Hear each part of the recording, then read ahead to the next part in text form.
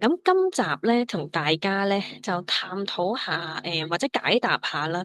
大家即係我都搜羅咗啦，收集咗啦，同埋聽聽埋埋咧，都好多唔同嘅問題啦，各式各樣嘅問題都有啦。咁我將嗰啲問題咧就分咗類。咁今日咧，講嘅，即係或者我哋探討嘅嗰個方向咧，咁就會係關於都當然係關於杜拜嘅地產嘅嘢啦，即係樓啦，即係買樓嘅嘢啦。咁之前咧就可能會講得多咧，就係個環境啊，誒、即係錢啊，點樣俾錢法啊，一啲好多手續上嘅嘢啊，咁樣啦。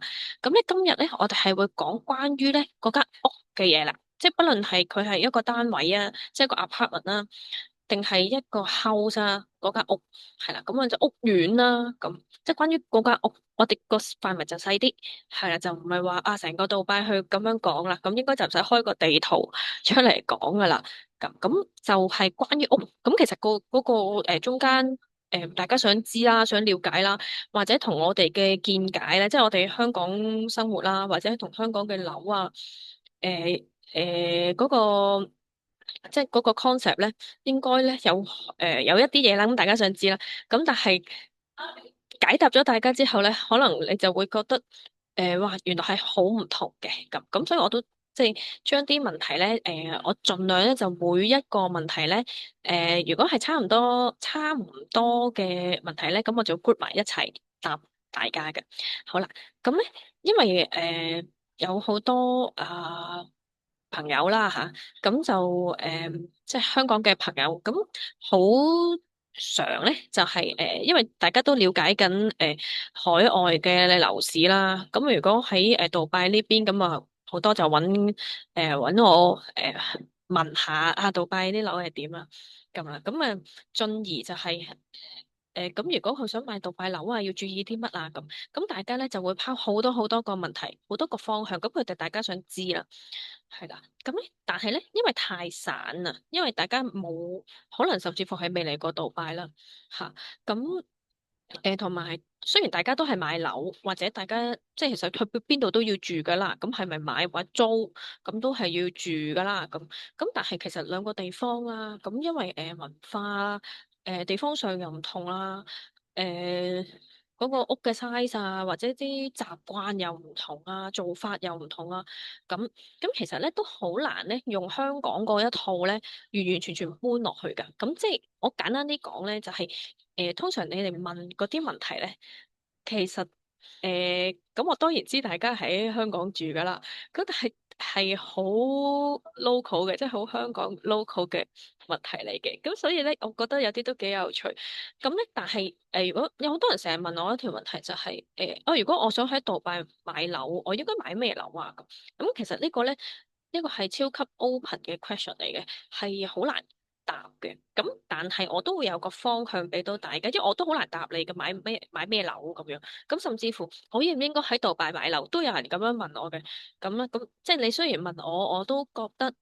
即係我都唔會潑你去買嘅，我都覺得應該聽清楚先嘅，即係了解清楚所有嘢啦。即係不論你係過唔過嚟住都好啦，嗰層樓你有冇份住都好，咁其實都應該係了解清楚先咯。咁但係你問我嘅，咁即係我自己都做呢啲嘢啦，吓咁同埋我都喺杜拜度生活啦，咁我都會覺得啊，如果你係想了解嘅，了解完你覺得係 OK 嘅，咁你係想有啲係想賺錢嘅，咁我覺得你就可以向住呢個方向，因為佢可以令到你會即係投資嗰邊可以賺到一啲錢嘅。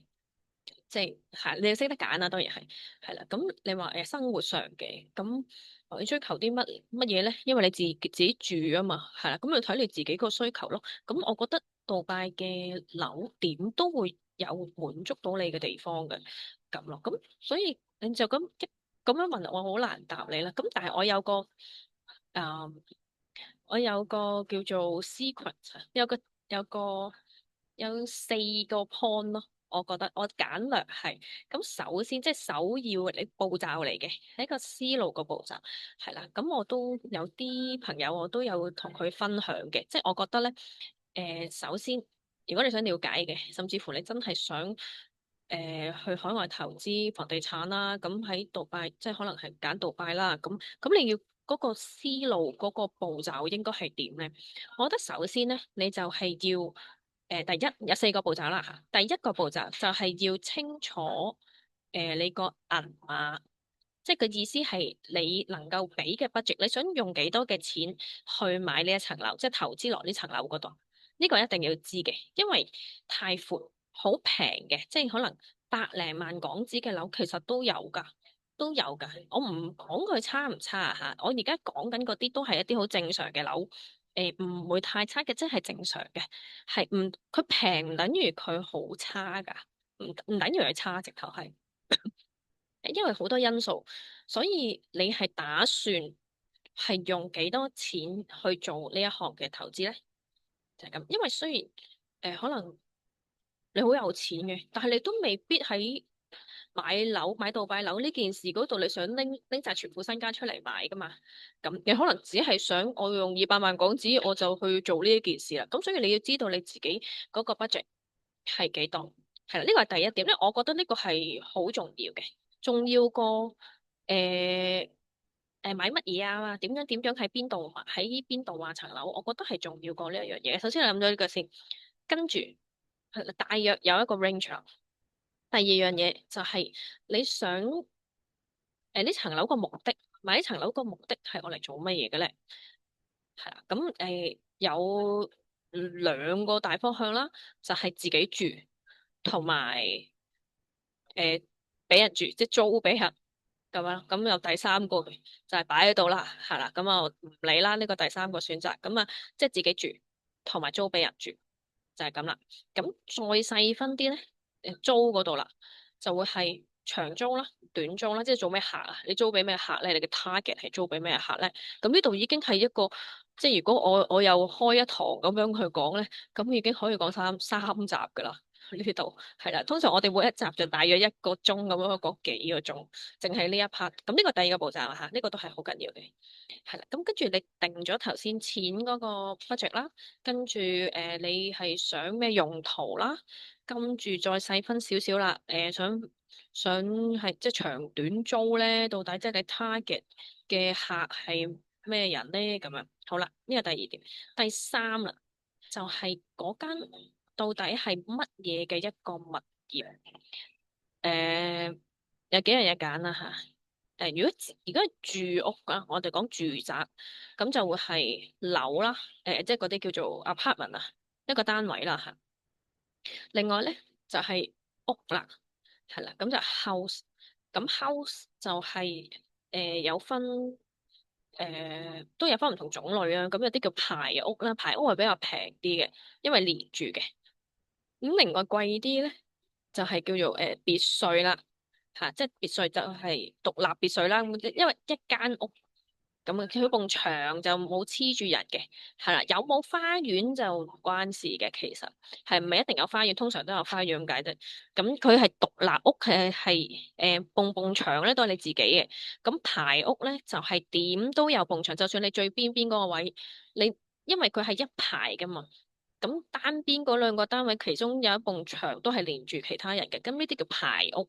咁所以有埲牆係 share 嘅，咁啊特別平啲咯，係啦。咁就算有花園嘅，咁你都唔可以個花園圍住你間屋噶嘛，獨立屋就可以啦，就係咁嘅分別，係啦。咁如果唔講住宅嘅話咧，仲有多啲類別嘅，就係寫字樓啦，即係商用嘅樓宇啦。咁樣寫字樓啊，同埋鋪頭啊、倉啊，甚至乎係地皮啊，咁都係會有嘅，係啦，乜都有。咁呢個第三類嚇，跟翻住個次序，我覺得會好啲嚇。除非我主打就係做寫字樓嘅，咁都有嘅，都有啲投資者係咁樣嘅。咁呢啲就好另類。但係如果即係大家都係普通，我係想未諗好啊，自住有咩剩啊，但係咧都跟翻住呢個 sequence 咧，即係跟翻住呢個程序啦。咁咧就。誒、就可以即係揀到最尾，你都應該可以揀到一啲符合你心水嘅物業嘅，即係我相信唔難嘅，係啦。咁最尾嗱，最尾我反而覺得呢個算係真係好緊要嘅嘢嚟嘅，係啦。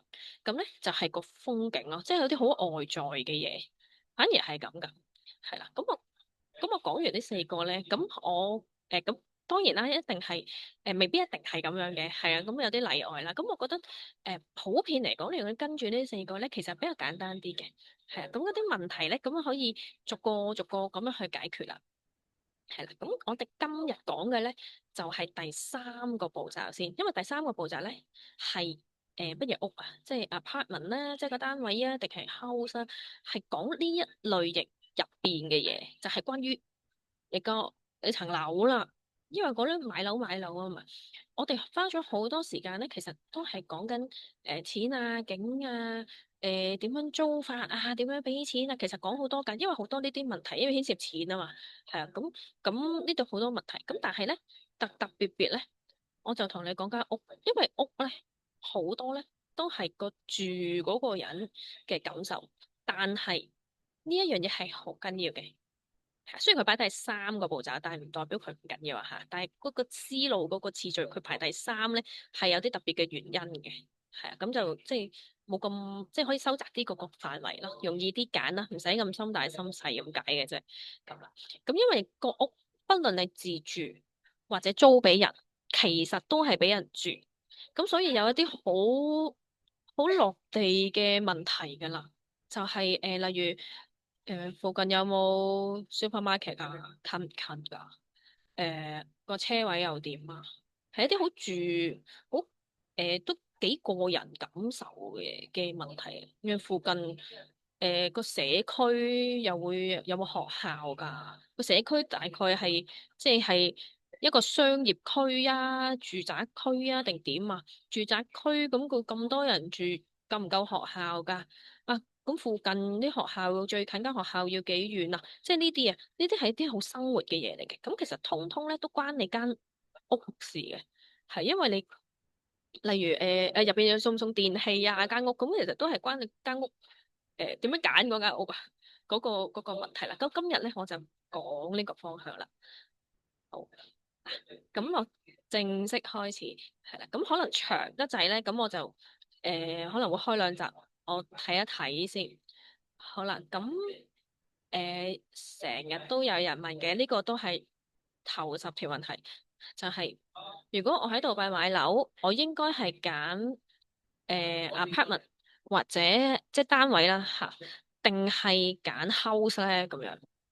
咁呢個問題咧真係好闊啦，係啊，咁其實我都答你唔到嘅，我只可以話俾你聽，其實杜拜就兩樣都有啦，當然係啊，同埋我哋會介紹嘅屋苑咧，其實兩樣都有嘅，我哋又唔會話啊，我哋淨係做嗱所謂咩豪宅，有啲人話做豪宅咧，其實我都比較少講噶啦，喺呢一度係啊，因為基本上我哋講得咧，你望落去啊，或者全部質素上，其實我自己都覺得係豪宅嘅級別嚟嘅。係啊，咁即係可能嗰個 level 又要再提升啲，我先至話哇呢個真係豪宅啦咁咯。係啊，咁因為呢度比較常見啲嘅，尤其是我哋而家介紹嗰啲咧，全部都係樓花啦，同埋啲係比較好質素嘅樓啊屋啊咁樣咯。但係雖然佢好質素，或者佢係 house，但係唔等於佢個銀碼咧係一個天價咁。嗱，我 set 嗰個天價咧過1000萬嗰啲叫做高價嘅樓㗎啦，喺杜拜就係咁啦。咁即係換言之，其實好多你有好多個選擇嘅，係幾百萬嘅樓港紙啊，我講緊係啊。咁所以我好難答到你嘅。咁你話我哋介紹嘅屋苑度都係 apartment 定係 house 咧，兩樣都有啦嚇。咁我喺個 email 嗰度啦，咁有5個盤啦。咁又係啦，兩樣都有。咁有啲咧就係純嗱，有一個係車路士嗰個盤啊，喺個島上邊啦，大咩嗰個藍色主題嗰個，咁嗰個咧就全部都係 apartment 嚟嘅，單位嚟嘅，就冇 house 嘅咁樣。咁有啲啦，咁其他嗰啲咧係一個個範圍大啲嘅，佢係一個社區，就變咗佢係又有樓啦，又有屋啦咁樣。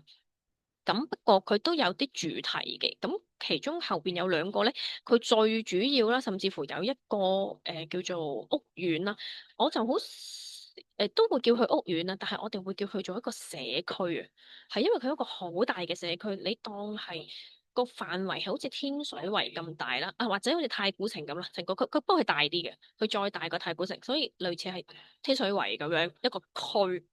咁佢入邊咧再分咗好多個部分，咁每個部分都可能係一個細細，即係唔係細嘅，即係一個一個區域啦。因為咁佢可能全部都係獨立屋嚟嘅，咁或者全部嗰笪都係排屋啦，嚇咁或者又有排屋又有獨立屋啦。咁有啲再勁啲嘅嗰啲咧，都係別墅嘅一種啦，嗰啲叫 mansion 啊。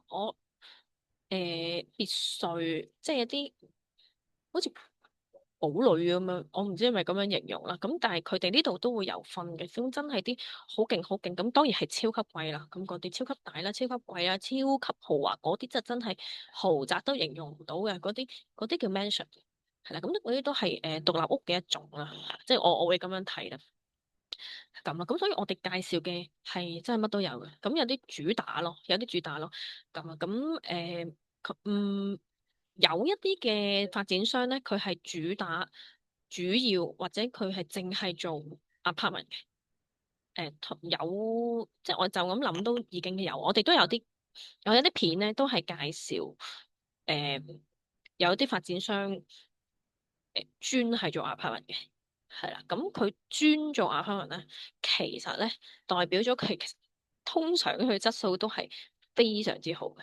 係啦，嗱，你記住非常之好質素，所有嘢非常之好，唔等於佢價錢好貴㗎吓，係唔算有好直接嘅關係嘅。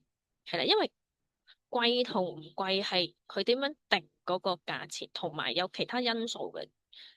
除咗佢點樣定啦，即係個品牌啦、地區之外咧，個時機係好緊要嘅。你入場個時機好緊要嘅，即係雖然層樓起咗喺度咧，就幾廿年都喺度噶啦，咁樣100年嘅層樓拆都喺度嘅，但係你都有買入嗰個時機噶嘛，係啦，咁簡單噶啦，呢個就最早買嗰個就係最平咯，係咁簡單嘅啫，吓通常都係啦，通常都係啦。就係咁啦，咁所以即係個錢嗰度就個樓價係好多嘢影響，就係咁啦。咁所以屋苑，我哋介紹嘅屋苑或者杜拜嘅屋苑或者佢個住宅到底係 apartment 定係 house，兩樣都有。咁唔同類型都有，豪華嘅唔豪華嘅兩樣都有嘅。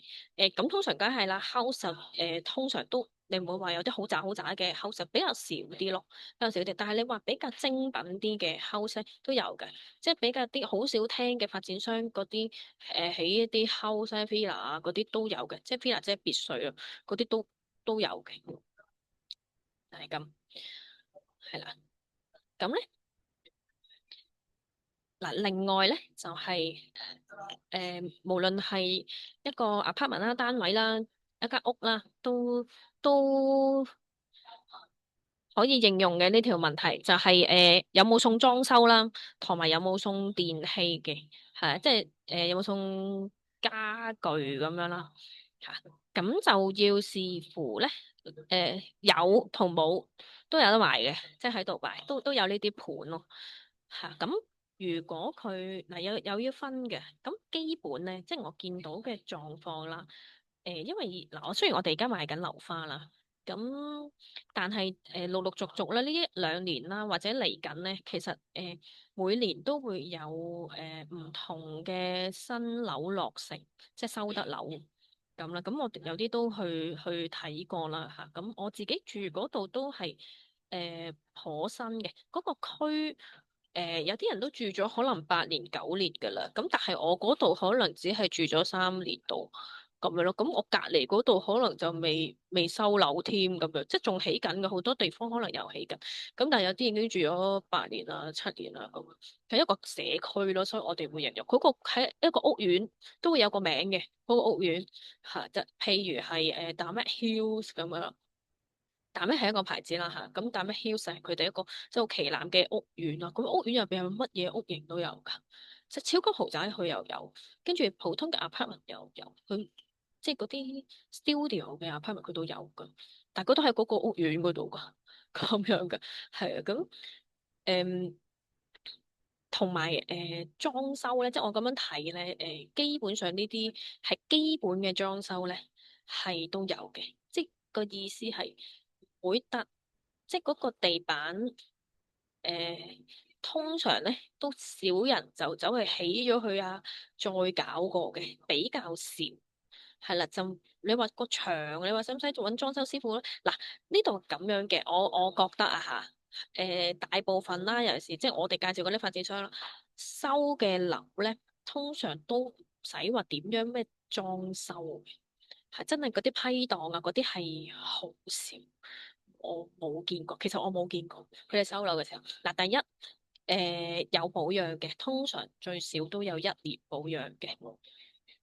咁呢個係最基本嘅，即係清水樓冇乜都冇嘅。咁但係佢都唔係去到話，你要揾個裝修師傅嚟油油啊咁。嗱，咁其實個呢個咧其實幾好噶。呢個係一個好微小嘅加分位嘅，因為佢嚟俾樓你嘅時候咧，個質素其實我覺得唔錯。咁當然啦，你一定有挑剔嘅地方嘅嚇。咁佢同埋佢有保養啊，你慢慢 check 都得嘅嗰層樓咁樣嚇。但係咧，因為佢你唔會話埲牆啊，我真係要揾人油過啦咁啊，除非你即係自己真係中意啲特別顏色啊，咁自己油係另一回事啦。咁變咗其實收樓嘅時候咧，係唔好香港咁樣咧，一收樓咧，其實新樓有個問題就係家家戶戶都裝修嘅，你住新樓又臭啦，又嘈啦，又唔知裝修幾耐啦，個個入住嘅時間都唔同，永遠都有人裝修噶嘛。我喺杜拜住咗幾年咧，係甚少。其實我冇咗呢個問題。講真，我係住樓嘅，我唔係住 house 啊。咁亦當然有好大部分人都係住 house 添，即係過咗嚟杜拜。咁我住 apartment 嘅，其實係甚少㗎，因為你唔需要。我發現係咁咯。咁我哋嗰啲係新樓咯，咁樣咯。咁住咗幾年都唔錯。嗰啲牆啊，嗰啲係我覺得同香港有少少唔同㗎。你唔會就好似想黐牆紙，亦都唔需要再油過咯嚇。地板啊嗰啲都唔錯，正常你唔會想搞佢噶啦咁啦。嗱，咁至於咁呢個係簡單裝修咯嚇。咁至於你話電器咧，佢有啲咧就佢有啲就講係包家私嘅。佢如果講得包家私先啦，就裝修一定就唔需要噶啦，因為佢擺晒嘢噶啦嘛。佢擺晒嘢係有啲係連電視都有嘅，嗱有啲啦嚇。咁你要睇嘅，咁例如基本啦，窗簾啊、梳化啊、床啊、床褥啊，甚至乎係被鋪啊。燈啊，台頭燈啊，嗱，佢唔係話真係好基本咧，好似去 cam 嗰啲咁嘅床頭櫃有少少核突嗰啲咧，佢就唔係添㗎，佢都係少靚靚地好似酒店咁樣咯，可能都係比較基本嘅床頭櫃咧，佢兩邊跟住又配翻眼床頭燈啊，即係坐地燈啊，都幾有情調㗎，有啲即係好實用㗎，其實好實用啦，好有情調啦，其實你。誒通常咁都有啲人全部我都唔愛就抌咗佢，我都有見過嘅。咁但係用得就真係唔好嘥㗎，你覺得好嘥㗎？全部嘢都係新嘅，啲燈咧唔係普通嘅燈嚟嘅，即係有設計嘅嗰啲燈唔差㗎。係你唔嫌間屋都差唔多咧，其實都幾襟用添㗎。係都唔係太求其咯。佢雖然話送咁樣，我屋企就直頭係電視都送埋嘅。咁好啦。廚房啦，大家好關心，因為整個廚房好貴噶嘛，咁基本上全部你噏得出嘅嘢佢都包噶啦。如果佢講話包家私電器啊嗰啲咁咯，咁包括有啲咩咧？就嗱，個個發展商都有唔同噶吓，係個個鋪都會有啲唔同啦。咁普遍嚟講咧，未必有微波爐，有啲有，有啲冇，但係焗爐一定有嘅。煮食爐啦，咁就要睇係明火定係電磁爐，兩邊都有嘅。咁但係我諗一半一半啦，要睇唔同嘅盤咯，唔睇唔同嘅盤咯。咁我我住嗰度都係明火咯，係啊。咁我啲朋友住嗰啲都係明火嘅，咁樣。咁呢度係用石油氣嘅，咁樣。咁咧，誒、有煮食爐啦，星盤啊嗰啲啦，跟住焗爐、雪櫃，咁洗衣機都係包嘅。咁有時洗衣機係包埋，即係洗衣乾衣機嚟嘅，咁咯。咁跟住抽油煙機都有啦。咁仲可以如果係啲比較即係我哋呢啲介紹嗰啲發展商咧，咁嗰啲牌子咧，誒、都係靚嘅牌子嚟嘅。有啲係真係名牌，即係講出嚟覺得好貴啊，咁嗰啲都有咯。係啦，咁有啲就係我哋呢邊嘅名牌啦，即係中東呢邊嘅名牌咯。咁啊都幾襟用嘅，都幾襟用嘅，同埋佢有保養嘅。我屋企個洗衣機係10年保養噶，10年保養噶，你真係佢都唔怕你壞啊，你咪整咯咁啊。So far touch wood 都住咗幾年都係唔使整嘅咁樣咯。吓啲嘢都 OK，即係正常咯，你可以用襟用咯，我覺得都正正常常咯。咁甚至乎係有啲碗碟、筷子、叉、刀、杯呢啲都有噶吓，有啲有，有啲冇，咁就有啲真係寫到明 furnished，即係全包嘅，包晒所有嘅家私，佢連床單都包埋嘅。咁嘅嗰啲杯啊，咁有啲係啲好靚嘅瓷器嚟嘅，咁佢都係送，佢都係送。咁你要睇嘅個別嘅，咁有好大部分啦。如果佢冇講話包家私咧，都係啦，牆啊、地板嗰啲唔會太差啦嚇，你都好少話要鑿爛佢，再搞過、再油過咁啊，通常都唔使嘅。同埋杜拜啲地方就好少話咩粘牆紙啊嗰啲咁嘅嘢嘅，咁啦，咁跟住咧，有啲咧佢就未必會特別講嘅，但係佢你問到佢先講，其實佢廚房嘅基本嗰啲嗰啲唔係叫廚具啊，即係嗰啲電器咧都有嘅，都包咗噶啦，咁啦，咁但係就未必個個有微波爐啦，或者洗碗碟機係啦，咁洗碗碟機係都有咯，有啲有咯，有啲就冇咯吓，咁佢唔係睇發展商，係睇嗰個盤啊。睇嗰個盤咯，咁佢會寫嘅，係啦。咁有啲唔講，佢都會包咗廚房嗰啲嘢嘅，係咁。同埋佢唔止係就咁劈嗰部機喺度嘅，佢有啲咧係有埋設計嘅。咁咧我有條片咧，就係一個 B 字頭嘅發展商叫 Binghetti，咁嗰個就係一個好出名靚嘅牌子啦，係中東牌子嚟嘅，咁係好出名，好多本地人買啦。咁我就片你哋即係大家可以睇下。咁其實佢廚房咧，佢都係輕輕睇，佢就唔包家私嘅啦。咁嗰個咧，我影嗰個有家私係因為係其實茶几啊嗰啲係因為佢示範單位嚟嘅，佢係真樓入邊嘅示範單位嚟嘅，佢頗新嘅，佢係入咗貨1年到嘅啫，即係嗰棟大廈咁樣咯。Binghetti 嗰個，咁啊大家可以去睇啦。咁佢個廚房咧絕對係唔失禮嘅，真係，因為佢係交樓標準嚟嘅，佢唔係因為示範單位所以搞到係咁，佢就直頭咧就好似你灣仔買廚具嗰啲賣廚房咧大裝修咧，咪好靚嘅，咁好有設計啊，好實用啊嗰啲，佢其實本身交樓就已經係咁噶啦，佢嗰啲櫥櫃啊嗰啲全部有設計嘅嚇，咁你唔好話咩牌子嗰件事先啦，咁。甚至乎就係好似呢個發展商咧，咁即係變嘅條，我撳俾大家睇，係啦。咁甚至乎嗰啲嘅呢啲質素嘅發展商，佢係自己出㗎，即係廚具都自己出㗎，電器咪電器就屋企用嗰啲嘢咧，佢都係自己出嘅。呢一個呢個外形嚟，呢個住宅嚟嘅。係啊，普通嘅住宅嚟嘅啫，呢個係啊，都唔係呢個好勁地方，即係唔係市中心啊咁嗰啲啊。佢住宅都咁樣，即係都有咁靚嘅設計咯。即係我哋香港可能要去到淺水灣噶嘛，係嘛？寶翠唔係寶翠，數碼港嗰度啊，突然間唔記得咗嗰度添，嗰個名添。貝沙灣，貝沙灣咁樣，但呢個係一個普通嘅地方嘅一個唔貴嘅 apartment 嚟嘅，咁咯，係啦。咁佢入邊嘅廚房咧，咁通常佢都包咗廚具嘅。咁呢個我未細緻睇佢啦，通常都包。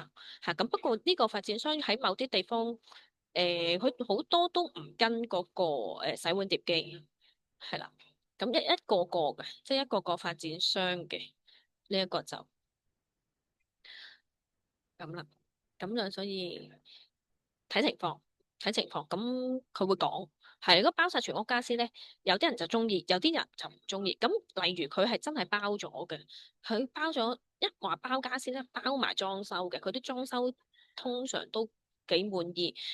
係一個唔滿意就係啲人就唔想自己嗰間屋同隔離嗰間一樣樣嘅啫，係，但係係靚嘅，靚嘅，就係咁啦。好，咁跟住下一條問題就係成個屋苑面積幾大啦，或者有幾多棟樓啦？嗱，呢個係非常之難答嘅，好難答，因為真係 depends on 邊一個屋苑啊，點樣成咁樣啦。咁你話幾多棟樓？誒、我好難咁樣講喎，要睇下邊一個屋苑咯。即係霎時間我又唔係好知道，即係例如喺一個市中心啦。近呢度嘅市中心講緊咧，就係、近即係卡里法塔附近或者商業區，即係嗰、個Business Bay 唔知中文叫咩？商務港啊，商業港啊嗰頭嗱呢度係，但其實佢唔算係杜拜嘅正中間嚟嘅，係只不過我哋叫佢做市中心咁解嘅啫，咁啦，咁咧。咁佢附近，我有啲片都有講下嘅。咁咧就有一個叫做 City Walk 嘅地方啊，嚇。咁咧就係、一個好嘅發展商起嘅啦。咁咧比較有少少個感覺咧係似科學園嗰邊嗰啲樓嘅，咩天賦海灣嗰啲樣啊。我意思係，即係我唔係評論佢質素，咁嗰個樣你望落去個感覺好似咁啦。佢比較低密度啲啦，咁係比較貴少少嘅樓啦嚇咁啦。咁佢有冇樣睇咧？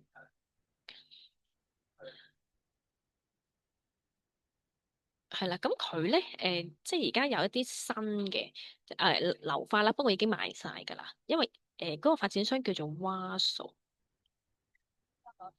叫做蛙數，係啦，咁係當然係出名啦，咁但係可能大家會比較少聽啲嘅，喺度住可能會有聽過，係啦，但係就唔係話成日周圍都見到嘅名嚟嘅。咁不過佢嘅樓咧，我好中意，係因為質素好好啦，咁格調好低調得嚟，我覺得好好舒服，好高雅咁樣啦，咁啦，咁係深受本地人啦，即係 local 嘅人啦，或者即係啲投資者都好中意嘅。租嘅人咧，有啲品味嘅人咧，都幾中意即係住嗰頭，因為佢揀嘅地方係唔錯啦，因為佢背景係雄厚嘅，因為佢都係有政府嘅背景嘅，政府嘅支持嘅，咁所以佢嘅地段咧係可以講得上係超班噶啦，都係啦，咁嘅質素唔使講啦，咁佢一個新盤啊，雖然已經賣晒啊嚇，幾年後先至收樓，但已經賣晒㗎啦。即係一手嗰度。咁如果大家想買嘅，有興趣嘅，咁可以留意就係嗰個樓花買嗰個二手樓花嗰度。咁呢個係二手市場㗎啦。咁啦，咁佢有一個都係叫 City Walk 嘅一個。叫做屋苑啦，一個好大範圍嘅屋苑啦，佢就一期期咁樣開賣嘅，咁我冇記錯咧，好似成33棟，係咁，但係佢唔一樣嘅嗰個高度，咁可能都係十層樓左右咁樣咯，咁樣，咁佢可能30幾，咁佢一個區好鬼大啦，咁佢散落唔同地方啊，咁佢可能配合埋要望啲咩景啊之類之類，咁但係佢可能咧下一期嘅開賣咧，可能1年後會先賣下一期嘅，佢即係頭一期可能只係賣2棟，可能賣3棟，所以逐一聲就冇晒嘅。佢係賣好多年嘅，同埋佢有啲係慢慢起咁咯。佢呢度住緊，住咗幾年，跟住嗰度先至再開，再即係入咗伙嗰度隔離嗰度先至賣樓花，跟住再等幾年又入伙咁樣，即係佢逐步逐步都會，即係好少話哇30幾棟嘢就分2次就賣晒佢，咁樣就少啲，比較少啲咯。係咁，所以都好視乎情況。係你話幾大咧？好鬼大咯。細細地嗰啲叫做社區咧，即係我哋嗰啲叫 community，community 佢係咁樣嘅，即係佢係咁。哈利法塔喺呢度啦，咁其實佢係呢度咯，一個區咯，但係呢個住宅項目嚟嘅啫喎，佢閒閒地一個唔算大嘅住宅項目都咁樣噶。咁咧，我話俾大家聽咧，咁我住邊啊？我就唔係住嗰頭嘅，因為好多人住，如果真係住落咧，就唔會住市區嘅。我哋係啦，佢越入咧就越好嘅。雖然叫新市鎮仔，但係嗰個感覺有啲唔似我哋香港。嗱，咁我就住呢度，我個屋苑嚟㗎呢個，我個屋苑係霸咗成個 mon 呢個未咁樣咯，咁樣喺地圖上咁樣係好鬼大嘅一個一個屋苑啊，咁係乜都有，咁有個勁大嘅高爾夫球場咁啊，咁呢個都唔係一個好大嘅屋苑咁嘅，其實佢普遍係咁，咁有啲可能呢個咯，呢個就係一個屋苑咯，係啦，但係你諗下個地圖拉到咁高啊，即係呢個係棕櫚島啊。呢個棕櫚島喺個太空都睇到噶嘛？呢個係細個啲啦，呢個有一個新嘅棕櫚島再大啲嘅。咁棕櫚島都係咁大個，太空都睇到。其實一個屋苑有咁大個，其實都真係唔細，就係咁咯。咁至於佢有幾多棟嘢咧？好難咁樣講，因為幾多棟嘅意思咧，就係幾多棟 building 啊嘛。咁好多係獨立屋嚟噶，所以佢係扁扁平平咁樣粒嘢咁樣嘅，咁啊，所以唔知有幾多棟。咁你如果係佢有啲係全部都獨立屋，要睇下幾多間屋咯，可能3000間咁啊，咁樣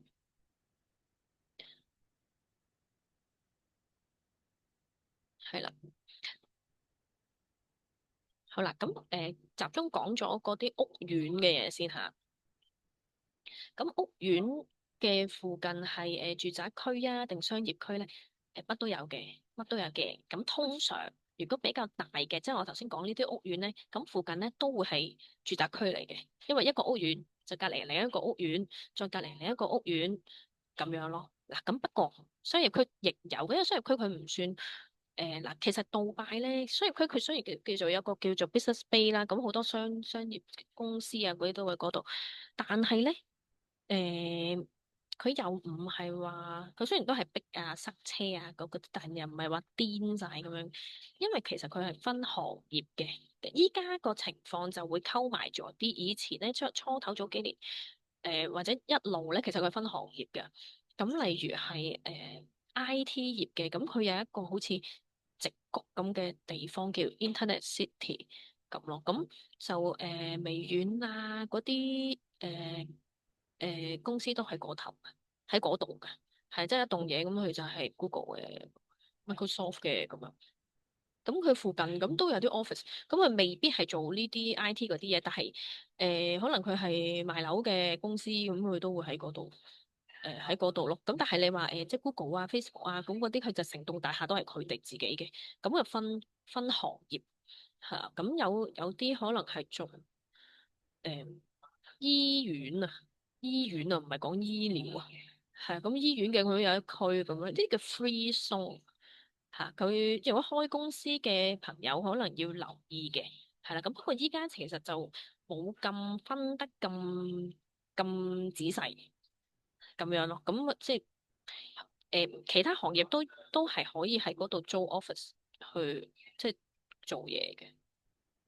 咁嘅，咁所以咁視乎啦。咁呢啲返工嘅地方都隔離，有啲直頭有幾棟啲商業嘅building 喺個大嘅屋苑入邊嘅。係我以前有間公司都喺一個屋苑入邊。係咁佢又冇乜違和感嘅，係比較難泊車咁咯。如果翻工嚇咁，所以視乎你住邊度咯嚇。咁但係而家開始咧，咁有啲新樓咧，我哋而家賣緊有啲樓花啦。咁其實因為佢嗰個範圍實在太大啦，佢成個屋苑係一個社區嚟嘅。咁佢入邊咧其實都會有商業樓宇租出去做 office 嘅，係都會係咁嚇。但係又要視乎佢嗰個路向想租啲即係做邊一行咁樣咯。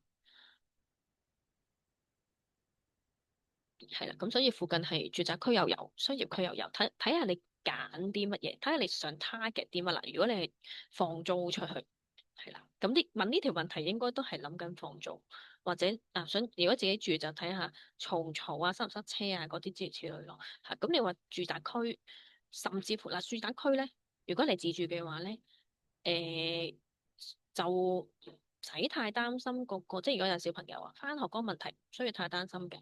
因為基本上咧，有翻咁上下大嘅一個社區嘅住宅咧，咁點都起碼有一間學校嘅。咁呢度基本上都係國際學校居多㗎啦，咁咯，咁全部都唔會係寂寂無名嘅國際學校啦，因為喺度嗰個競爭，開學校嗰個競爭都好大嘅。咁好多大牌子嘅學校都會喺度嗰度開，咁或者係有啲學校喺英國好出名嘅，有啲喺美國好出名嘅，咁都會有㗎嚇。咁有啲就因為間學校就住附近啦，咁其實有啲都唔使嘅，因為佢未必會喺市區嘅，學校未必喺市區㗎喎。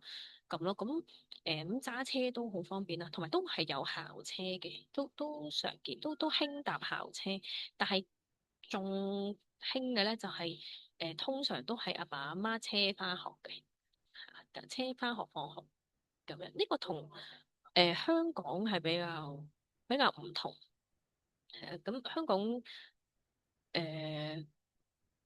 可能塞車，呢度咧就算好遠嘅地方啦，你話翻學啦咁可能都係4-5個字揸車咁就會到，點都到10分鐘啊，15分鐘啊，咁通常都係咁，都幾遠噶啦，喺第二區啊已經係隔咗2區，其實都係15分鐘到就到。因為我本身咧小朋友嗰個學校咧都係我自己屋苑嗰度嘅。咁後期第二年我都轉咗去另外一區，隔咗好遠嘅啦都，咁都係3個字倒車程啫嘛，翻學放學。咁所以呢個我即係再不過我唔會太考慮呢一樣嘢咯，嚇，除非我係唔揸車嘅，咁就有冇地鐵啊？呢啲即係近唔近啊？或者有冇個校巴係，或者多唔多人住先，就影響嗰個校巴去你嗰個站嗰度啊嘛。係啊，咁呢啲就要留意咯。咁但係如果唔係話，我都係揸車㗎啦。咁基本上咧，所有父母啦，大部分嘅父母咧都可以送完仔女翻工咧，再唔係送完個仔女翻學咧，再翻工咧都係 OK 嘅。係呢個係好普遍，基本上個個都會做到嘅事嚟嘅。好啦，下一條問題就係有冇附近有冇超市同埋餐廳之類嗱？咁咧就又係視乎你住邊度啦。嗱，如果好緊要嘅，我先講餐廳先。餐廳有啲係好緊要嘅。嗱，有啲咧如果喺外國有生活過嘅咧，其實你未必真係屋企隔離有間餐廳噶嘛。咁係香港就會啦，一落去就有大快活啦、快餐店嗰啲。嗱，呢度我可唔可以講佢其實係冇快餐店嘅咧？佢快餐店咪麥當勞嗰啲咯，麥當勞啊、肯德基啊嗰啲咪叫快餐店咯。但係佢都要揸車去，就唔會喺你屋企隔離咯。同埋就算啊，你見到咁樣對面馬路嗰度有個麥當勞先算啦，咁樣其實喺杜拜啦，或者喺外國嘅地方，你見到嘅地方，你未必個人可以行到過去，係冇乜關係噶啦。我已經覺得。餐廳咧，如果對於你嚟講，一落街要好方便嘅，少少啲我都有個鋪頭仔可以買到係嘢食啊、宵夜啊，或者有餐廳啊，求其啦，三文治啊、炸雞啊都得嘅，有啲嘢食嘅。落樓咧，嗱咁呢個咧，呢個需求啦，一定要表明出嚟，喺最初期嘅時候應該要表明出嚟啦，係啦，咁因為呢個咧就係關乎咧。呢個關乎咧係我頭先講啊，揀屋嗰個算係第二或者第三嗰個點嚟嘅。咁我今次就撥咗佢落去第三個步驟嗰度。咁因為咧，有啲區咧就真係好似香港咁嘅，我覺得我形容佢，咁就係呢一區頭先俾你睇嘅呢個發展商咯，一個叫 Bengeti 啦，Bengeti 發展商呢一個。佢呢個咧就喺一個叫做 JVC，咁係一個圓形嘅區嚟嘅。佢啲樓唔係圓形，佢係個區啲馬路可能圓嘅，圍咗一個圈嘅。你去繼續向前行，你會去翻你原本個起點嗰度嘅，係圓形嘅發展嚟嘅，咁樣嘅圓形。嗱，呢度咧全部都係比較密集少少，即係喺杜拜嚟講比較少見啊，密集啲嘅住宅區嚟嘅。應該都差唔多，全部都係住宅。我覺得佢有幾似將軍澳咁嘅，即係棟棟樓啊咁樣，將軍澳咁樣咯，咁咯。咁下邊咧就一定有街鋪啦。呢度咧就好特別嘅，喺杜拜唔係個個地方咧落樓咧，嗰個 building 下邊咧係有街鋪嘅。街鋪得嚟咧係多食肆，又有啲所謂嘅超級市場咧，其實佢有少少係似啡粉。啡粉啊 OK 啊嗰啲，不過咧可能有時有啲去間個區咧有少少送賣下嘅，有啲菜啊咁，或者有時有啲玩具啊，少少地咁嘅螺絲批咁樣咯。咁當然唔係咩款都有啦，就咁樣嘅大少少嘅啡粉嚇。咁你話超市咩？咁佢都會叫佢做 supermarket 咯，咁樣咯。咁所以係方便。方便嘅修甲啊、剪頭髮啊、診所啊、藥房啊，梗有一間喺左近嘅呢啲嚇，炸雞啊，即點都有啲嘢食嘅呢啲嚇。咁如果你真係好緊要，我真係想有翻呢種感覺嘅，即係去到杜拜嗰度生活嘅話，或者你想租客，即係你 target 嘅租客就係追求呢啲生活嘅租客嘅話咧，咁你就揀呢啲區，咁唔止呢個區嘅，咁其他有一啲區都係類似係咁嘅，就係咁啦。咁所以一啲特別嘅需求嚟㗎啦，呢個已經係因為同香港係度度都係咁㗎嘛，係啊咁。所以唔可以將香港嗰套搬過嚟，理所當然㗎啦。附近冇餐廳㗎，冇搞錯啊，收買人命咩咁？其實唔係㗎，可能世界上唔係咁多地方好似香港咁添。係調翻轉呢度係外國人，其實覺得好正常咁咯。咁我屋企樓下都冇食肆，係即係可能附近有個商場仔，跟住但係你都要行過去㗎，咁樣咯，咁先至有一兩間餐廳。咁咯，咁你都冇得要求佢平啊、貴啊、好食啊、唔好食啊、咩餐啊，因為呢度比較聯合國咁樣噶嘛，好多地方嘅人都會嚟噶嘛，所以餐廳嘅種類都有唔同噶，即係乜嘢菜你都揾到噶，非洲菜啊、土耳其菜啊、中國菜啊、日本菜，好多有啲我都唔係好識分啊，係啊，咁嗰啲都有咁咯，咁可能佢啊咁啱。得。一個位係起咗餐廳嘅，竟然起咗個食非洲餐嘅，咁已經好開心噶啦。係啊，我哋都。但係如果唔係你想揀嘅，或者我食中餐，我一定食中餐嘅。咁梗係去翻即係有一個叫龍城嘅地方啦，喺舊城區嗰頭嘅。咁就中國人聚居比較多啲咯。咁嗰度就好多餐廳嘅，就中式嘅餐廳，寫中文嘅，咁簡體字多啲咯。咁都有啲叫做茶餐廳嘅，港式茶餐廳都有嘅，但係就唔係咩大快活啊咁嗰啲。咁係啦，嗱咁超市、餐廳就視乎地方啦，嚇，同埋睇下呢樣嘢係對你個重要性有幾大啦，咁就都好影響你住咯，係因為有啲人住落先至覺得佢本身覺得冇嘢食都唔緊要嘅咁，因為其實個生活習慣嚟㗎，你喺香港習慣咗一落街有嘢食嘅，少少啲乜都有得食嘅咁呢度真係唔係嘅，真係。係乜都冇得食噶，你買聰明豆都買唔到啊，咁咯。咁呢個係關於生活習慣係緊要嘅吓，咁就視乎你點樣揀啦。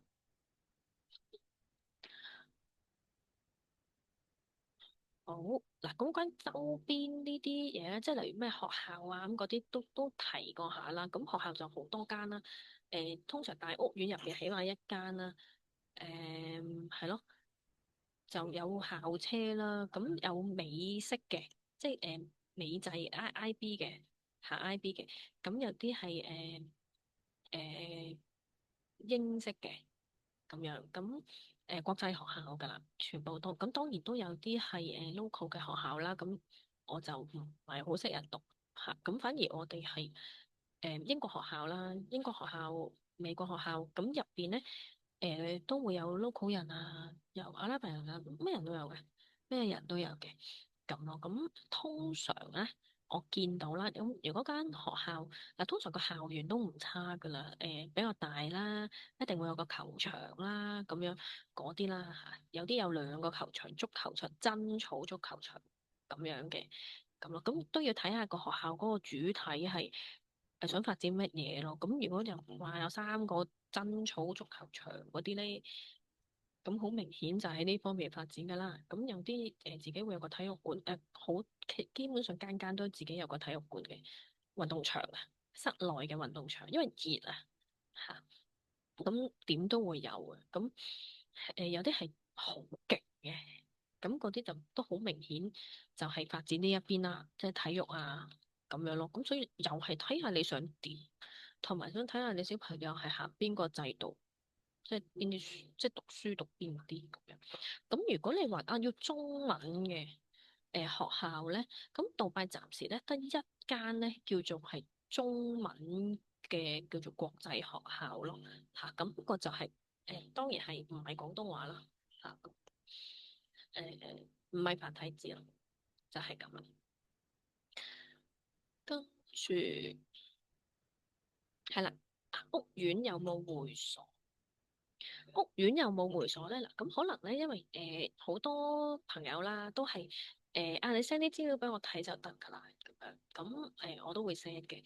但係其實咧，我就唔係好想就咁 send 俾你哋嘅，係因為我知我可能有啲長氣，咁但係咧，我都好想咧係同大家一齊去睇嗰啲資料，即係買樓呢啲資料咁樣嘅，因為咧。嗱，例如呢個都係佢一個售樓書啦，咁我都唔係好清楚依家香港買樓售樓書係寫啲咩，咁佢就做翻售樓書咧就有分幾，即有一套嘢入邊都有唔同嘅，有啲就真係好悶嘅，就係睇積嘅，一個實用係準確度。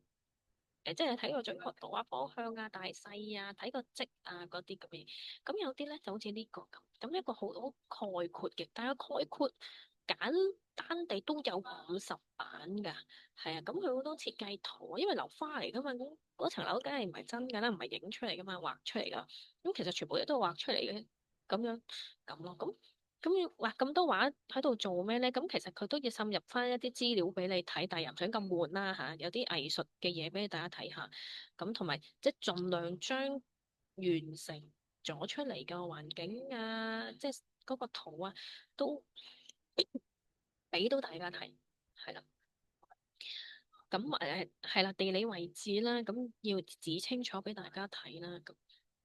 咁咧嗱，好似呢個屋苑咁樣，呢個屋苑唔係呢個唔嗰個唔叫屋苑啊，因為呢個嗱佢唔算係單棟樓啦，即係我哋嘅單棟樓嘅個意思就係一棟嘢咯，即係細棟咁樣啦。但係呢個其實都係一座嘢咯，咁我都叫佢做單棟樓先啦。如果我唔知點叫，咁佢肯定唔係一個社區，其實唔係一個社區嚟㗎啦。咁你可能碌到50版。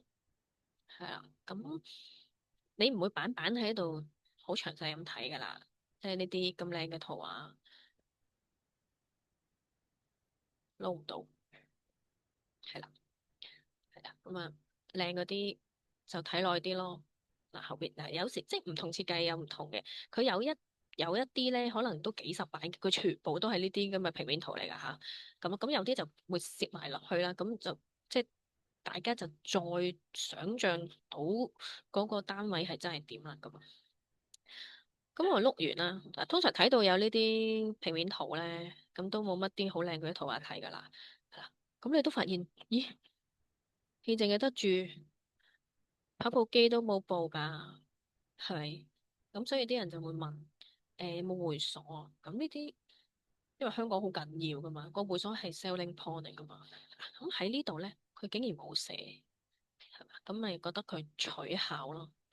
但其實咧，佢都唔係好識啊，因為有影啦，有畫埋出嚟，係啦。咁基本噶啦，泳池係基本，gym 基本，即係視乎嗰間房大與細啦。咁呢啲可以想像啦，佢係一座樓啦，即係叫單棟樓啦嚇。咁佢可以做到運動嘅地方啦，gym 嘅地方啦。尤其是 gym 嘅地方啦，咁其實佢唔會無啦啦喺38樓嗰度整個 gym 噶嘛，除非係好特別啦，可能嗰啲落地玻璃唔知咩咁樣成層都係，咁好奢侈啦嚇，咁啊比較少啲咁咯。咁除非呢啲佢會特別講咯，如果冇特別講咧，佢係有嘅嚇，或者小朋友玩嘅 playroom 啊嗰啲都會有咁咯，咁有嗯。大細唔知，冇特別講，咪正正常常咁樣一個空間咯。咁呢度泳池通常佢都會畫下出嚟嘅，咁因為都點綴嚟噶嘛，有少少藍色比較靚咁啦。咁其實泳池都係基本噶啦，佢有時都唔講，唔特登講，咁又唔止一個添，有啲咁咯。咁就算呢啲咁嘅單棟樓，佢有時都唔止一個泳池，或者佢都唔係好核核突突咁，求其俾氹水你就當泳池，佢都唔係嘅咁啊。但佢又唔會特別講，咁呢個基本。咁所以大家基本嘅會所啦嚇，你話好美輪美奐啊，有餐廳嘅，即係香港有啲係會有餐廳噶嘛，係嘛？嗰啲會所、私人會所嗰啲，咁佢就未必係咁啦，係啦，咁好特別，真係呢啲會入會有會籍啊，或者係有啲真係會嘅，有啲係包埋咧，佢有個沙灘，即係可能喺個島上邊有啲項目啦。雖然佢都 apartment 啊，佢係包咗樓下嗰個遊艇會或者個私人沙灘嗰個權啊，即係嗰個會籍權包咗㗎。如果你租咗俾租客，個租客都有嗰個即係 access 入去嗰個可以享用入邊啲嘢㗎咁咯。咁呢啲係特別啦，同埋係呢啲都係錢嚟㗎嘛。咁佢會特別講咯。咁其他冇特別講咧，基本嘅會所設備，例如係泳池呢啲叫基本啦，gym 係基本啦。小朋友 playroom 通常都有啦嚇，咁我只可以講gym 同泳池啦。呢個非常之基本咧，佢係有嘅，通常都有，係啊，好少冇，好少冇。咁我唔夠膽講全部一定有，咁但係我暫時未見到，就算呢啲算係單獨嘅項目咧，都有嘅，少少哋都有個泳池同埋細細個嘅 gym 都有嘅。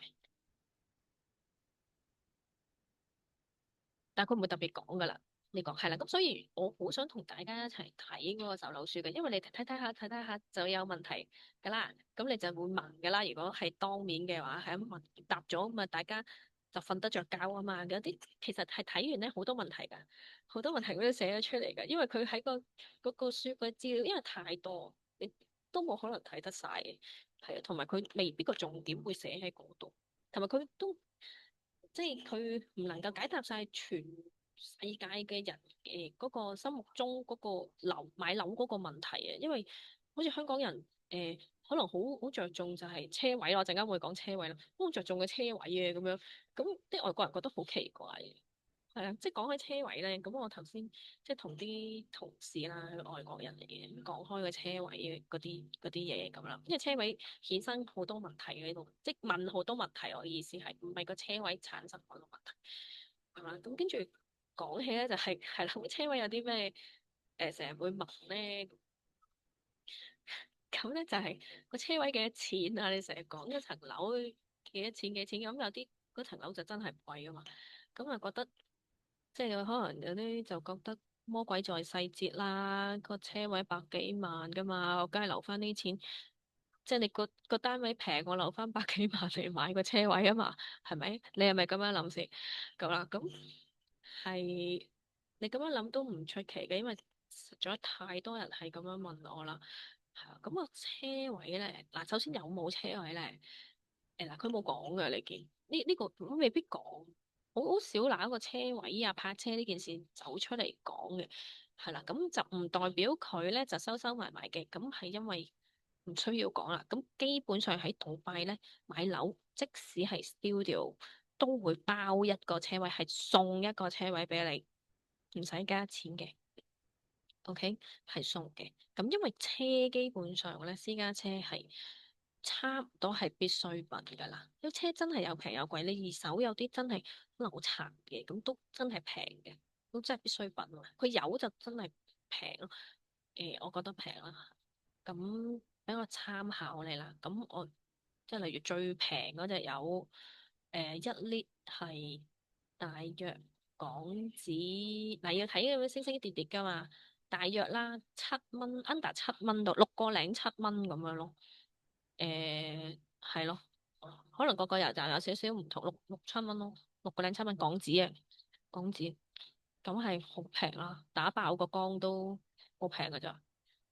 就係咁咯。咁架車平貴都有，咁同埋係必須咯，因為地方大啊，咁樣咯。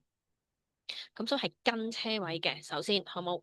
咁如果有啲地方咧，如果你係3房嘅單位咧，就已經係跟2個車位嘅。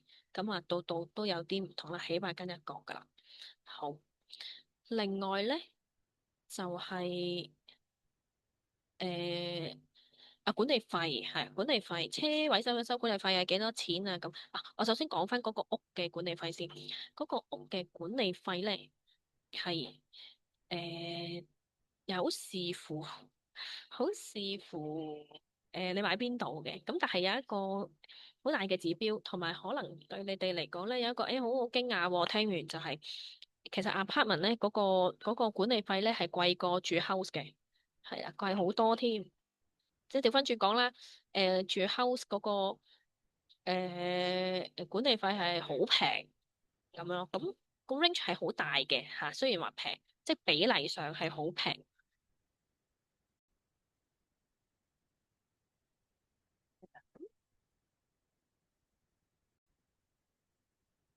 嗱，咁佢嗰個銀碼大約係幾多咧？咁我先講係 house 先啦，即普遍咋嚇，普遍嚟講，咁咧就係你當係如果我講呢度嘅貨幣 AED 啦，呢度嘅貨幣乘2.12，大約2.12就會等於港紙嘅。咁啊，咁我埋翻港紙咧，大約係10蚊到啦嚇。咁當然會有啲係高啲㗎嚇，高啲低啲係有嘅，10蚊到啦。咁咁跟住咁啊再乘翻你幾多尺咯嚇。咁如果係住 apartment 咧，誒、就可能上到20零蚊都有嘅，30蚊都有嘅港紙咁樣啦。咁其實揾上嚟都貴嘅喎。咁其實你諗下都諗到嘅，就係、有 lift 有剩，同埋佢啲走廊有冷氣嘅，普遍都有冷氣。咁有啲有地氈有冷氣基本㗎，你哋 OK 咁啦。咁有管理員咯。因為一座一個管理員噶嘛，咁已經多過嗱，因為呢度治安好啊，呢度治安係極好，咁個管理員係愛嚟解決下啲少少糾紛嘅啫，少少即係都唔係糾紛，冇乜糾紛嘅呢度，呢度唔可以嗌交噶，打交啊嗰啲係犯法嘅，咁樣啦，咁啊鬧人啊，大聲啲都有人走過嚟干預你，即係和平啲，大家即係唔好嘈咁樣咯，係啊。就係好太平嘅，保安係開下門啊，咁樣咯，咁因為太平，咁咧可能好多間 house 咁都係就係門口更亭嗰2個管理員咯，佢哋有時佢係踩單車去巡邏嘅，你有冇泊架車喺門口啊嗰啲咯，佢哋係捉係啦，呢度係極少賊打劫啊，嗰啲極少啊，冇啊，好似係冇，佢冇罪案。佢呢度就係咁，咁但係你係building 嘅話咧，即係你 apartment，你更亭你要輪班啊，有夜班又剩噶嘛，咁嗰度每一座啊都起碼1 2個啦，每次都1 2個擺喺度啦。個大堂咧，個 lobby 咧好靚噶，定落地水晶燈、sofa 啊，咁樣有冷氣開放，係咪先？垃圾房咁啊！有晒設計咁樣嚇，咁呢啲全部都係錢咯，全部都係錢咯，係啦，就係咁啦。咁如果係住 communities，即係啲比較超級大型嗰啲屋苑啊嗰啲咧，咁佢入邊有一個可能好靚嘅大草地嘅公園花園、水池，有農場、有馬場啊，係啊，我哋啲屋苑入邊嗰啲嘢，咁高爾夫球場咁樣，咁佢啲公家啲花花草草都有噴晒水啊，有啲雕刻啊，有啲整啲亭台樓閣啊咁樣嘅，咁呢啲都係錢嚟嘅，咁呢啲就全部嘅業主夾咯。咁但係 apartment 嘅就加上佢個 building 有好多嘢，電錶房啦、水錶房啦、嗰啲冷氣系統啊、嗰啲即係好多嘅嘢噶嘛，公家維修啊嗰啲嘅嘢咯，所以真係貴好多嘅。係啊，咁誒、呃住開香港樓，即係香港人過到嚟，咁如果係住 house 嘅話咧，我有啲朋友同我講啦，咁佢住 house 嘅，即係平到你唔信㗎，嗰個管理費咁樣咯，即係可以忽略啊，即係好抵咯，你唔好以為即係住 house 啊乜都貴啊，咁其實真唔係啊，咁咯，咁我係體會到嘅，因為我係好貴嘅，我嗰個管理費，咁呢個大家要留意下，即係呢個都係。如果你自住嘅，同埋你業主嚟噶嘛，你買嚟放租都係，呢個都要留噶。所以買即係你租樓出去咧，咁不能夠太平。如果係 apartment，所以個價係真係企到幾硬嘅，因為呢個都係嗰個使費嚟嘅。如果係 apartment 租樓都有化算噶，我自己覺得，因為真係唔使你好多嘅使費嘅，即係使少一大筆。係啦，好啦，咁車位嗰、管理費又點咧？咁其實車位咧就應該係冇管理費嘅，佢冇特別有一管理費分咗出嚟，就話呢個係貨車位，佢就冇，佢因為車位送嘅，你當係其中一件家私送俾你嘅嘢啦。不過呢個家私可以用，係一個框，就唔喺你屋企嘅，喺樓下停車場嘅，就係咁咯。嗱，咁 house 都講一講啊吓，因為咁你住樓嘅人就送車位啦，咁住屋咧咁好蝕底咯，咁樣其實唔係啦，因為 house 俾啲圖大家睇下，住 house 就點都泊到車，佢未必喺呢度，例如呢個嗱呢度 house 啊，係呢個係比較有設計靚仔啲 small 啲嘅屋啦吓，別墅獨立屋呢啲。咁就唔講話泊唔泊到車啊，因為一定會有個停車位㗎啦，係咪先？咁呢個係比較誒好啲，即係豪宅，真係叫豪宅啦。呢度都叫豪宅嗰啲啦，係有蓋嘅。咁有啲就可能疏窿嘅，可能係路又其實都好少嘅，通常都會有蓋嘅咁咯。咁少少啲都泊到兩架車嘅嚇。咁未去到呢啲咁勁嗰啲屋咧，呢啲係算係勁嘅，有設計啊嗰啲，我基本因為呢個盤係比較靚啲嘅 villa 嚟嘅，咁啦，咁通常類似呢個嘅嚇，不過可能兩架車咯嚇，有閘，閘嗰啲要自己整嘅，有啲自己整啦，有啲呢啲貴少少嗰啲咧，佢就包埋俾你噶啦，一個車車房咁樣咯，再勁啲嗰啲樓咧，嗱咁喺嗰啲大型屋苑啊，社區入邊咧有啲可能9間房嘅、7間房嘅嗰啲叫做超級豪宅啦吓，咁咧佢有個車庫嘅，落去即係停車場嚟嘅，落去地牢嘅，有個轉盤嗰啲嘅，嗰啲嘅，咁可以泊到8架車、10架車，諸如此類，吓嗰啲係豪宅，超級豪宅就係咁啦。咁基本嘅 house 嗱，呢啲係可能都5間房起碼，4、5間房起碼嘅。咁有啲3、4間房都主流嘅嚇，喺度擺就4間房到啦。係啊，你話普普通通嘅一個 house 啊，咁可能4間房咯，即係獨立屋。呢個就會係啦，係啦。咁呢個係4間房起嘅，佢所以比較大啲嘅，佢係咁咯。咁通常都泊到兩架車。咁如果你再有1、2架車基本㗎啦。佢哋泊到兩架車嘅地方，都會買兩架車翻嚟泊嘅咁咯。因為即係可能兩夫婦咁兩個都，就算即係太太唔使翻工嘅，咁都要可能湊小朋友翻學放學都要揸車，兩架車係基本嚟，基本嘢咁咯。咁再多一格都得嘅，咁派出邊打橫咁樣咯，嗰度都拍嘅，我見就係咁啦。咁呢啲就唔使諗啦嚇，可以放多幾架車咯，呢啲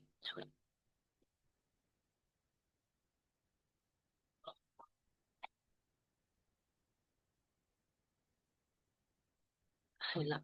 咁呢個就車位啦，係咁你話會所嘅設施使唔使收錢咧？通常都唔使嘅，非常之少。聽過話要收錢，唔使收錢，係啦，book 嘅啫，就咁。即係例如有啲屋苑比較大型啦，又係嗰啲大嘅社區嗰啲咧，可能佢有個 BBQ 場啊，或者釣魚場啊、釣蝦場係好誇張㗎嚇。我話俾你聽，佢係行到你腳攰嘅，要揸車去。即係睇下邊度近啲咁樣嘅，佢個所謂個公園係大到黐線，咁即係佢入邊自己有馬場，有高爾夫球場，高爾夫球場就梗係要俾錢啦，呢啲係即係屬於啲會所咯。咁佢有啲咩橋啊、亭台樓閣啊，跟住又有一個好似野餐嘅草地啊，真草嚟㗎嚇。咁呢啲啊樹啊，呢啲似鎮公園咁樣嘅，你自己屋苑入邊嚟嘅就係好大。馬場啊，係咪都聽落好似好科幻咁樣？但係屋苑個馬場，我哋都係嘅。冇嘢做啊，星期六日去馬場行下咯，咁樣咯，好攰噶，因為又大又遠咁咯。咁跟住又行，咁有唔同嘅風景，佢真係做到個公園係起起伏伏，係好好行。有啲人係特登去某啲屋苑嗰個入邊個公園嗰度玩嘅，係有啲朋友嗰啲都會嘅咁咯。咁有啲係釣蝦場啊，咁釣蝦場呢啲要 book 咯。咁可能佢有即係有啲係住客先至入得去啦。可能係啲人做浪嗰啲游泳池，即係佢咪齋游泳池去沖浪嗰啲游泳池，佢自己屋苑入邊嘅，佢未必使錢嚇。不過你要住嗰度嘅人先至可以用咯。釣魚場啊，釣蝦場啊。BBQ 場啊，可能有唔同嘅 BBQ 場喺唔同嘅地方添嘅，咁呢啲 book 嘅啫，係都誒使錢嘅。我住嗰個使錢咯，我住嗰個，咁我聽其他嗰啲你泳池嗰啲都唔使收錢，即係香港係要噶嘛，明明係我哋自己住客嚟噶嘛，你游泳池都要收錢幾廿蚊個噶嘛，每一次仲要分時段係嘛？呢度唔使噶，唔使噶，你夜媽媽都可以落去游水啊。不過有啲時間冇救生員，佢會動我牌喺度，就係咁嘅啫，唔使太擔心。好啊，咁跟住另外就係可唔可以養寵物？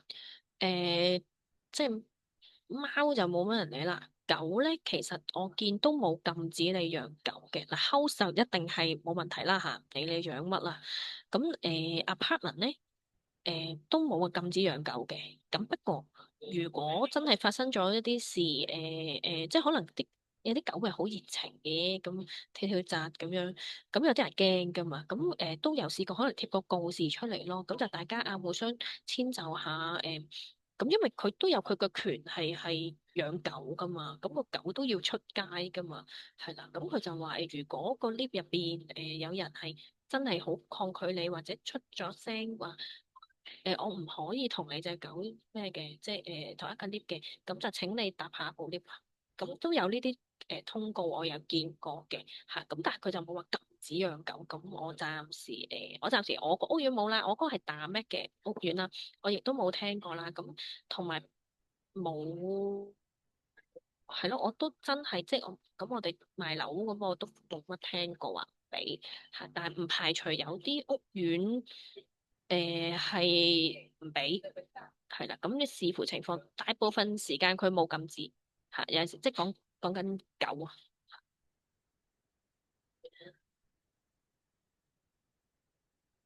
跟住好啦，咁跟住就誒哦。大廈維修基金啊，有人問過，係啦，咁啊，使唔使即係夾錢啊、維修基金啊呢啲咁嘅嘢咧？嗱，首先咧，我哋依家都通常做啦，同埋我哋嚟生活嘅人咧，通常住都係唔會比較舊嘅樓，雖然係舊屋，都會有人住舊樓嘅。屋啊，house 會比較多啲，因為以前咧，其實杜拜咧，第一以前冇咁多人住啦。有嘅樓咧，都係 house 比較多嘅。當然佢都會有 buildings 啊，但係佢可能舊城區啊，咁嗰啲即係你哋嚟係唔會，即係我哋嚟係唔會揀嗰啲樓住。咁我哋都會揀，因為都唔係貴，即係呢度個樓價其實都唔係貴咯。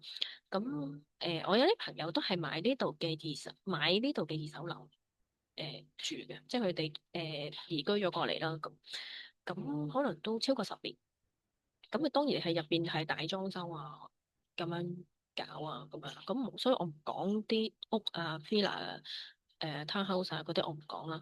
咁 buildings 嗰啲咧，咁絕大部分我哋嗰啲咧都我哋而家賣緊樓花啦。咁樓花咧，點都有起碼1年嘅保養期啦。咁例如我間屋，我住嗰時就新嘅，咁而家住咗幾年啦嚇。咁因為我係一手住嘅，我係第一手個業主，跟住一手住咗幾年咁啦。咁有冇嘢要整咧？有嘅，即係咪屋企嗰啲咩燈啊燒咗啊，換啊？我好彩啦，幾年啦，個熱水爐都冇壞過嘅嚇。咁冷氣啊嗰啲都冇啦，我好彩啦，我覺得我係咁佢嗰啲，所以我覺得佢啲質素唔係太差嘅，可能你見到都平平無奇咁樣咯。咁但係算係咁啦，算係咁啦，一定有損耗噶啦，一定有損耗，終有一日嘅，終有一日要換嘅咁樣咯。咁你話維修咧，維修嘅錢又點樣計咧？嗱，除咗第一年啦，第一年咧其實你任 call 佢上嚟嘅，咁樣幾多點都得，係你其實依家都係嘅。咁你過咗1年之後，咁你就睇下係咩事啦。咁例如少少地咧，少少地咁嗰啲哥哥仔，即係你咪呢度就冇話咩五金鋪啊，嗰啲就冇嘅，即係冇話叫個師傅上嚟通個渠先，就唔同嘅，因為成個社區都唔同噶嘛，係啦，咁你總會識到啲維修嗰啲哥哥嘅，喺你嗰棟大廈嗰度做。咁啦，咁其實或者你打去嗰啲本地處，佢通常有啲 app 嘅，有個熱線嘅，咁你就打去，咁就有啲咩問題同佢講，或者出邊咧其實都有啲維修嘅公司，商場入邊都會有嘅，咁你攞咗佢卡片啊電話咧，你就 call 佢咯，咁你啲師傅上嚟咯，即係 technician 咯，佢哋叫，咁啊上嚟，佢咪講咪俾你聽咯，可能有啲出嚟有幾多錢，pass 又另計咁樣嚇，咁我哋咁樣維修嘢嘅。即係過咗個保養之後，咁大廈嘅維修啦，係啦，大廈嘅維修咧，梳花咧係冇聽過要自己夾錢嘅，因為我估啦，即係佢冇呢個，同埋如果我哋咁樣問咧，其實我就聯想到就係香港嗰啲係幾廿年樓嗰啲，咁因為要維修啊嘛，係咪？因為嗰啲通常都係舊樓啊、二手樓啊，好多年㗎啦，10、20年以上嗰啲啦，我哋就會諗呢個問題。咁呢度係新嘅，全部同埋我哋而家推介緊嗰啲根本都未起好咁樣啦。好多年後先至起好，幾年後先起好啦，又有保養啦，有啲唔止1年添咁樣啦。咁同埋佢個質素係新㗎嘛，真係。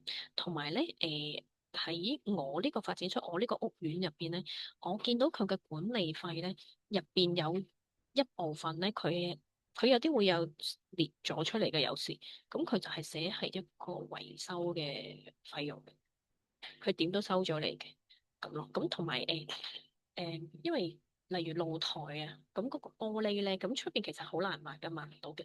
其實佢就定時咧，佢都會有啲人掉落嚟喺度清洗你露台玻璃，佢冇另外問我哋攞錢呢啲。咁其實基本上佢就係講咗俾你聽，我收你管理費，你用得我啲嘢，佢做任何嘢佢都唔會再問你攞錢，你記得交管理費就得㗎啦，係啦，咁誒。大約係咁，即係佢大廈維修都係嘅。如果嗰度崩咗，即係仆咗落嚟，你係屋出邊嚟噶嘛？雖然喺你間屋嘅出邊啦，咁都出邊，咁冇噶，佢都要揾人整噶，佢唔會問你攞錢。即係呢啲係，因為佢會大廈嚟噶嘛，就係咁。同埋佢呢度咧就比較係例如啦，我買咗大 Mac 嘅一間屋啦，咁樣一個單位啦，咁我要賣出去。嗱，平時喺香港，我呢個單位冇賣咗我噶啦嘛，跟住我要賣出去，就係我同個買家嘅事啦。咁但係呢度咧。買二手樓，就算10年後我賣咗我杜拜呢一層樓都好啦，其實咧我都要個發展商要通知佢不特止，咁中間個手續啦，咁當然啦，如果你即係我哋作為中介啦，地產公司咧，我哋係會幫你做晒，即係中間街住晒所有嘢發生啦嚇。咁其實中間仲有一樣嘢咧，有啲物件要攞嘅，咁咧就係要通知嗰個發展商，即係我係住大咩啦，大咩嘅物業啦。咁我賣樓咧，咁其實我要話俾大咩聽，我咪就咁話俾佢聽噶。係咧，佢要出一張不反對通知書，佢點都會出俾你嘅，層樓嚟嘅。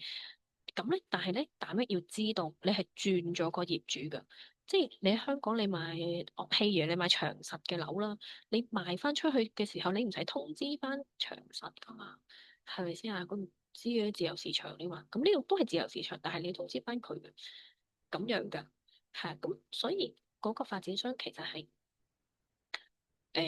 好緊貼佢個住客嘅，佢要 update 翻嗰個住客嘅，係咁咯。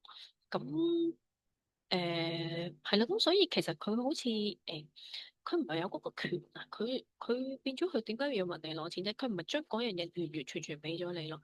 雖然你都買咗，你係擁有咗嗰個權㗎，係啊，到出邊嗰啲嘢佢冇打攪你嘅，就係咁啦。咁呢樣嘢我覺得係好處啦，即係講到明咯，就變咗好似對未來嗰個擔憂咧就比較少。你有數得計，即係全部嘢你都可以因為清清楚楚，其實真係清清楚楚。咁我喺呢度未住夠十幾廿年啦，咁呢啲樓都未去到話十幾廿年嗰啲，我就真係唔知。但係有啲都將近住咗10年嘅，咁嗰啲樓都冇出現話叫佢攞錢出嚟啊，整間 lift 啊，咩咩成啊嗰啲都冇嘅。間 lift 壞咗就管理處，即係佢哋自己會整，自己圍住咪整。就係咁，咁我理得佢啦。咁可能佢壞到真係要換嘅，咁佢自己要搞噶啦。係我暫時未試過聽到啦，或者經歷過就係話換一啲公家地方嘅嘢，就叫我夾翻錢出嚟就冇咯。係啦，